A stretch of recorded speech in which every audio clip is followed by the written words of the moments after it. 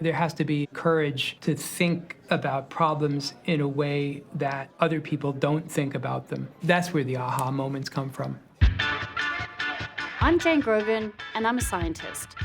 I've been at this for more than 20 years now, and I think perhaps the only thing better than doing science is talking about the science. Lucky for me, I work in a place where I am surrounded by some of the brightest minds in research. However, there's usually not much time to just sit and talk. And that's why I'm so thrilled to be hosting this podcast. I'm going to step away from my lab today and chat with a colleague about some of the cool stuff we're working on, especially as we try to link these discoveries to new medicines. So grab your favorite drink, get ready to unlock your science brain, and join us for Two Scientists Walk Into a Bar, a podcast for biotech geeks and the people who want to hang out with them.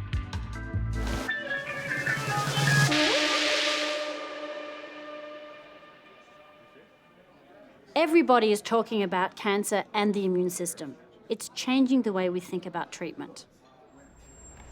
So do you think we'll see the end of cancer in our lifetime? I don't, because it's such a complicated disease, but I do think it will be better managed as a chronic disease in our lifetime. Hopefully, yeah.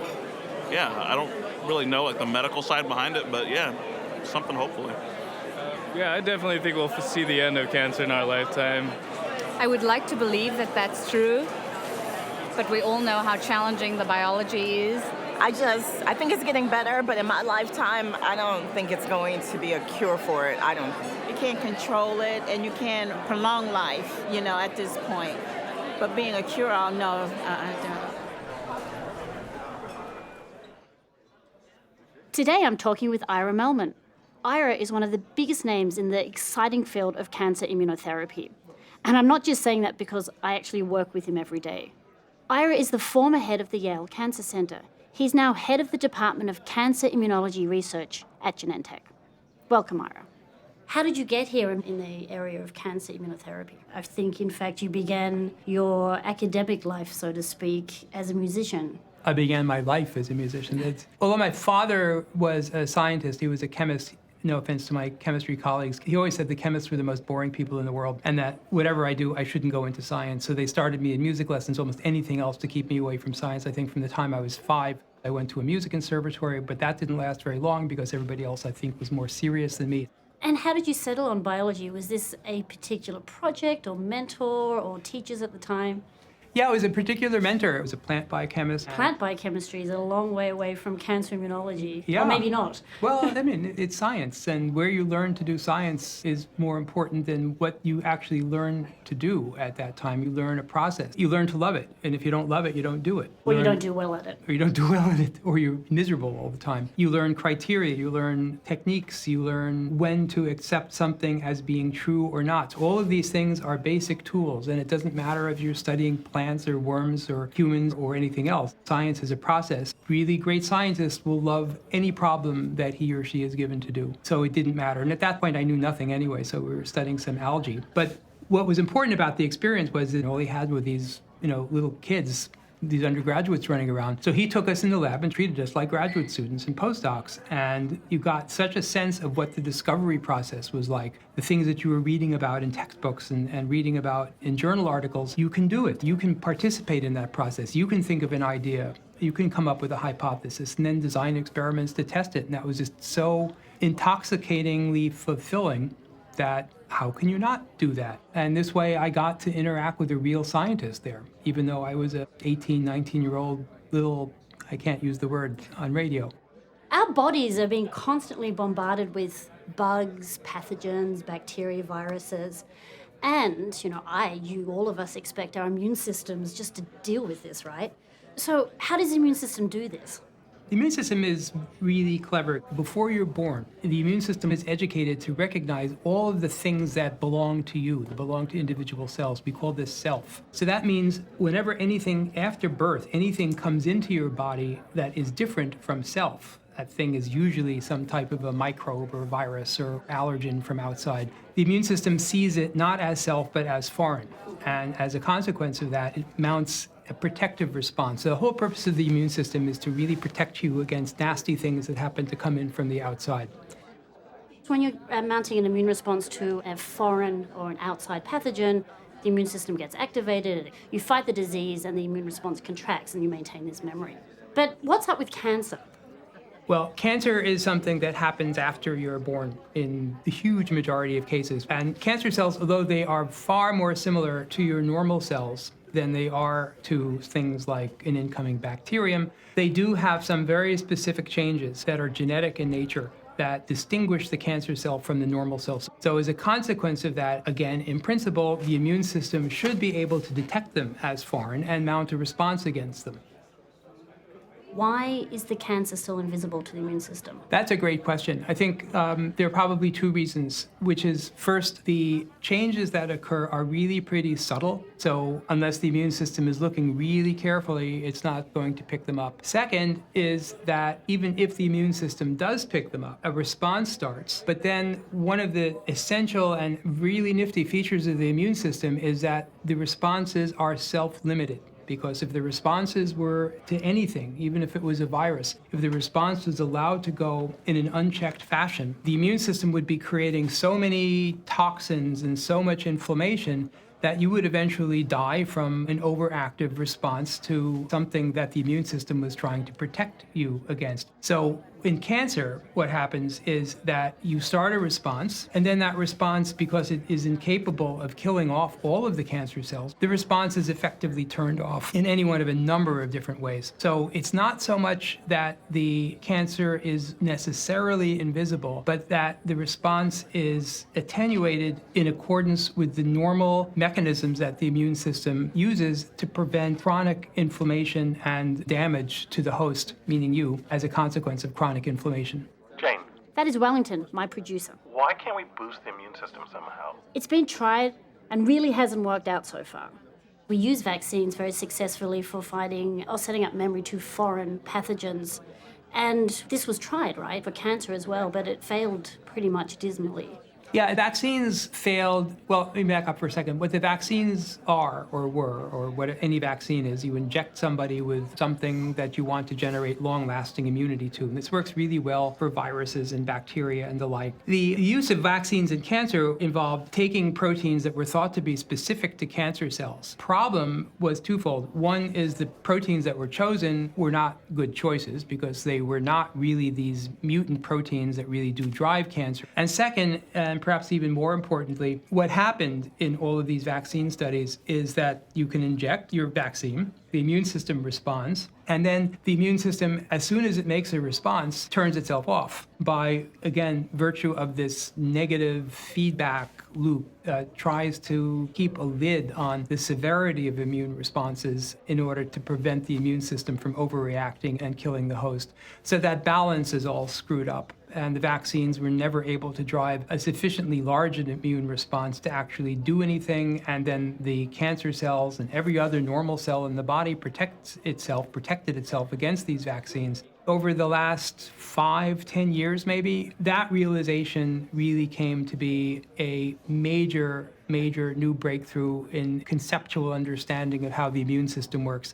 That immune responses were subject to a series of positive and negative regulators, checkpoints that balance the ability of immune response to protect you from something and the need to protect yourself from an overactive immune response. So I think when that was understood, people started looking for what the nature of those negative feedback loops are, and then decided, well, okay, what happens if we interfere with the negative feedback? Maybe we'll get a better response to the cancer. So by taking the brakes off those negative checkpoints, we may be able to reactivate the immune response. Exactly. Targeting these checkpoint pathways are proving really transformative in the clinic, right, across multiple different types of tumors.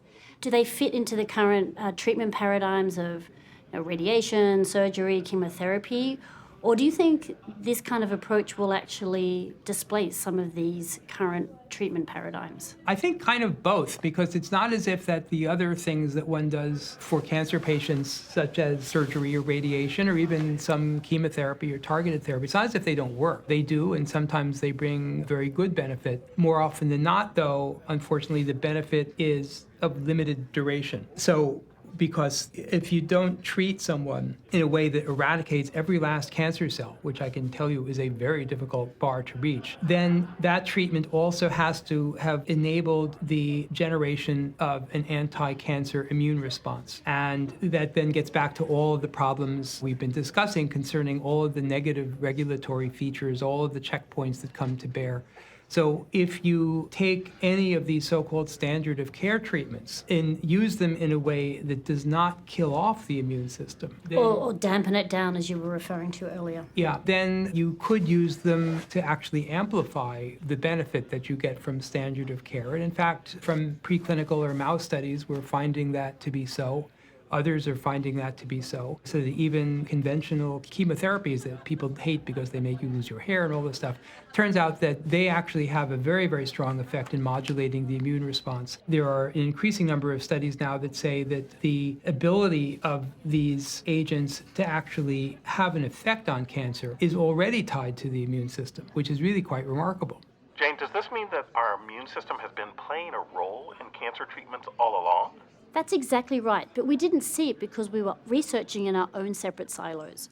Immunology was a separate field of study, and most studies of cancer biology were done in systems where no attention was paid at all to the immune system. Now, increasingly, we are joining forces to look at these questions together to uncover some really cool new biologies.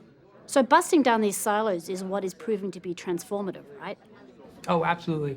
And I think there's a big lesson there, too, which is also repeated again if you go through many, many examples in the history of science, is that breakthroughs are made at, more often than not, at interface sites, and not by just plugging away on the same thing that you happen to have been doing for 10, 15 years. It's only when you make a quantum leap across into another area and realize there's a connection, you can then activate another mechanism, leverage understanding elsewhere, and then that's where the aha moments come from. There has to be a mirthful creativity and courage to think about problems in a way that other people don't think about them. And the easiest way to do that, particularly if, like me, you're not particularly smart, is to go where other people aren't and ask, why are they not there? Jane, what does he mean by go where people aren't? Well, there are a lot of choices in research, but really limited time to pursue all questions. It's really important to look at what will be transformative, which often means trying experiments and going down paths where not much is already known.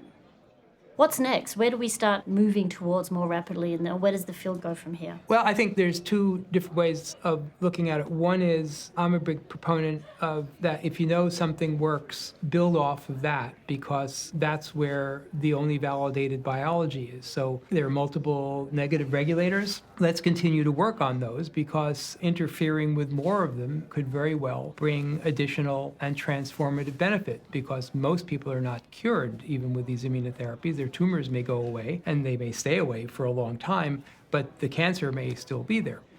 That's one view. The other view is then to start looking around the rest of this so-called cancer immunity cycle, which is everything really is determined in the first instance by the number and the quality of the T cells that you have against a cancer or against a tumor. So can you make more of them? And can you make more of them by combining your immunotherapy with standard of care agents? Or can you make more of them, again, if you go back and now redesign your vaccines in a fashion that takes into account everything that we've learned about cancer? The tumor is in one place, the T cells are being made someplace else. How do you direct the T cells to where the cancer is? And it turns out that there's a lot of interferences, a lot of different types of boundaries and fences that have to be overcome. And we're starting to understand what comprises those boundaries and fences. And you can interfere with them to try and help the T cells get to where they need to go, kind of like helping salmon swim back upstream by creating ladders around dams and things. We can do that. We can do that scientifically if we understood what the ladders had to look like and where the dams actually were. But I think the science is now starting to progress so rapidly and in such a nice direction